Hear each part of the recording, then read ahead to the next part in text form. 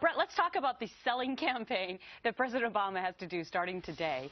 Many say he should have started a while ago, but anyway, he's going to start today hitting Capitol Hill and doing interviews with TV outlets like Fox. Do you think it's going to work, or what's going to happen to this selling campaign? It's really an uphill battle, Gretchen, and he's looking at votes right now that are upside down in the House and the Senate, actually.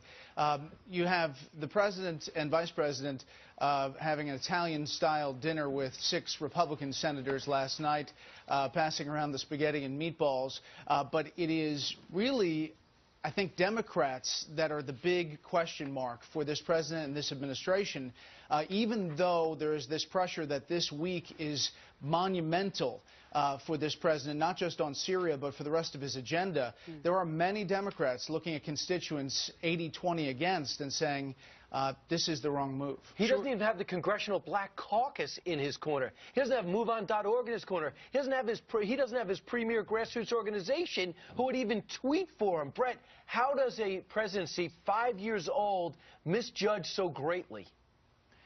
Well, you know, Brian, he hasn't talked about it up until this point that much. He is obviously reluctant to go forward with this, as evidenced in that Rose Garden speech, but now is doing a full court press.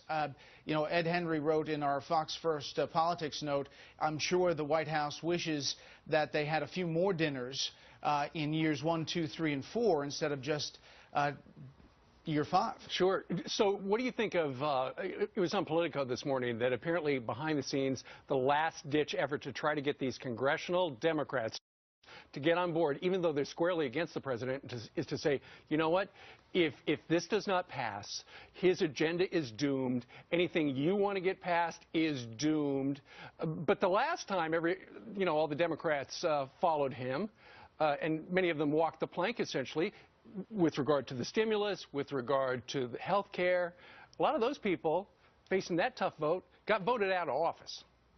Yeah, and just look at that, and those lawmakers look at that experience and they say, what is happening here? Not only do I not like it, because most Democrats don't, this action, they also look at their constituents and they're calling in left and right saying, don't do this. I mean, you mentioned Politico. There was this article that said one House member got a call from his mom saying that she never called about policy, and she said, as a constituent, vote no.